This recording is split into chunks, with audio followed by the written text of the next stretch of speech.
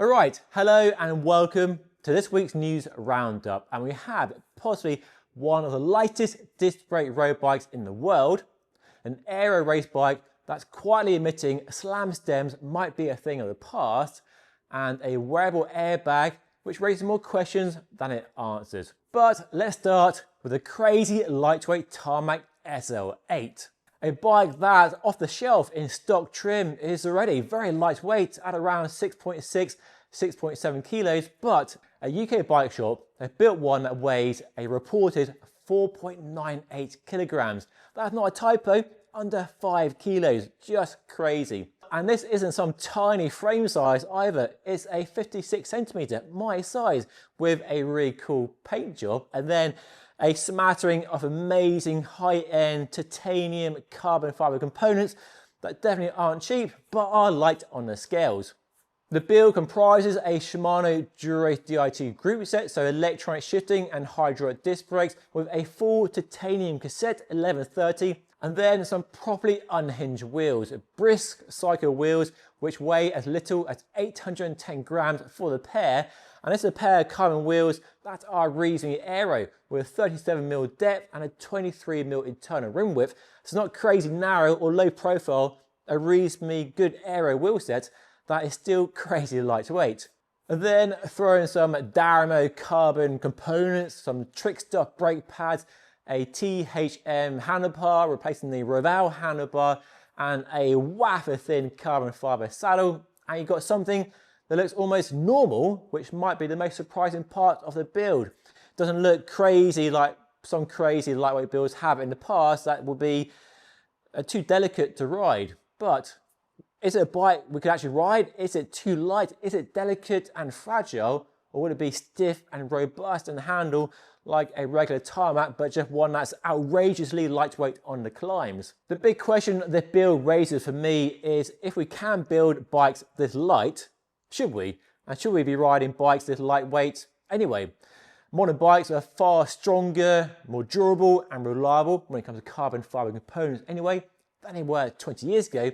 So maybe a sub-5 kg bike isn't actually that outrageous anymore and should be standard fare, not 7, 8 or 9 kilograms. I'd love to know how the bike rides. It's my size, so maybe I'll give them a shout and see what can be arranged. Because the lightest bike I think I've ridden in the past is about 6 kilos, and I would love to take it up my local climbs here in the Cotswold and see how it handles and performs, and see whether that crazy low weight does improve the performance over a stock 1.5 kilo heavier version of that same bike. Let me know what you think of this lightweight build by dropping a comment down below. And it's definitely not the lightest road bike you can find in the world, because a quick Google reveals a 2.7 kilo road bike that does look properly wafer thin, a bike that looks delicate and not as everyday usable as that Tarmac does look. Next up, US bike brand Ventum has updated its NS1 Aero road bike, and the most interesting thing isn't the aero claims or the weight improvements, it's actually the geometry. This is an aero race bike with a taller head tube, so a higher stack, and that feels very on trend right now. And the idea is simple. Aerodynamics, that aero position we are all familiar with, only works if you can actually hold a position for a decent amount of time. It's all very well doing it in a wind tunnel test for 30 seconds, but how about 3 hours or 6 hours on your own or with your mates or on a peloton with a team you are leading out? So sustainable aero rather than unachievable aero in the wind tunnel. So on the NS1, the stack goes up by 20mm, so a decent chunk, and the reach also goes out longer by 13mm, so yeah, taller and longer. So in some ways the NS1 is definitely on trend, but also missing a big other trend in aerodynamics right now, and that's a steep seat tube angle. We've seen the Ridley No Fast and the Factor 1 point to where aero could be going, and we see it on pros with the saddle slam right forward. Because most common road bikes have a 73 parallel head tube and seat tube angle, but some road bikes like the Factor and Ridley are going steeper in the seat tube angle to basically shift the rider forward and help get them into that very aero aggressive position, that sort of time trial position. But the NS1 in a size medium only has a 73.5 degree seat tube angle. So have they missed a trick in not giving the new bike also a steeper seat tube angle to match that higher stack and the longer reach? Another interesting possible real world benefit for us enthusiasts buying such a bike is increased tire clearance. So it's now up to 35 millimeters. So definitely more than most road bikes, race bikes, which are 32, maybe 33. And then to the aerodynamics, so you can see the biggest aero change on the bike is the much deeper head tube, and that's something you're seeing on the Tarmac and the Ridley and the Factor and other aero bikes, really maxing out the UCI rules around how deep that profiled head tube can be. The frame is also much lighter than before as well, a claimed 203 grams of saving, which is quite a lot, making a size ML frame a claimed 852 grams. So lighter, yes, but still not that light compared to a Tarmac and other bikes in that category. Although probably on a par with a Canyon Air Road and other sort of pure aero road bikes out there. There's also more stiffness in the head tube and the bottom bracket as well, where it matters with power transfer and that stiffness.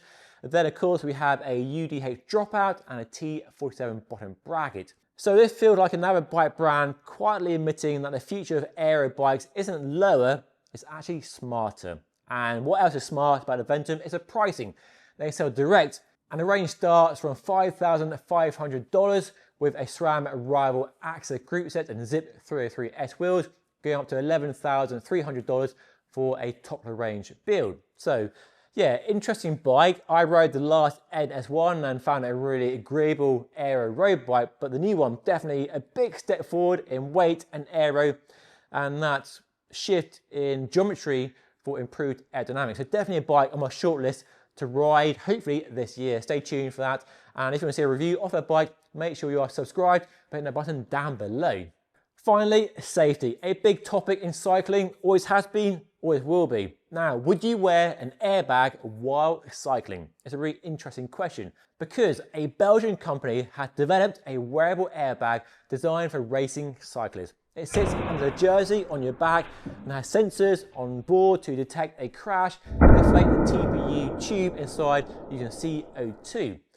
It definitely looks more refined than the other airbag on the market a few years ago, the Holding, the Swedish design, which went around your neck, and let's be honest, never really worked as an idea, never caught on, and I think the company went bust a little while ago. So similar idea, but this one does look a much better system than that neck collar. It looks small, it looks lightweight, and it looks like something you could wear without adding too much weight or discomfort. And it's apparently being used by Team Picnic Post NL in training this season, but for racing, well, we'll see. I could imagine it being something useful for Paris-Roubaix or Tour of Flanders, where the risk of crashing is much higher than a stage or Tour of France. But for every stage of every season, I'm not so sure. There's the weight, there's the heat, the comfort, and I honestly think, unless the UCI mandates it, I struggle to see widespread adoption in the pro peloton. But for commuters and people like us riding in traffic every day who want that extra safety and don't mind the weight and heat, it could actually make a lot of sense. The catch though is the price, and they are saying when it does come to market, which is soon hopefully, it will cost around 800 euros. And that's a lot of money for an airbag. Is that worth it for safety? Well, let me know what you think by dropping a comment down below. Is that a price you would pay for extra safety? It could be, perhaps. So let me know what you think by dropping a comment down below. So yeah, lighter bikes than ever before, aero bikes getting more realistic, and safety tech that might be ahead of its time.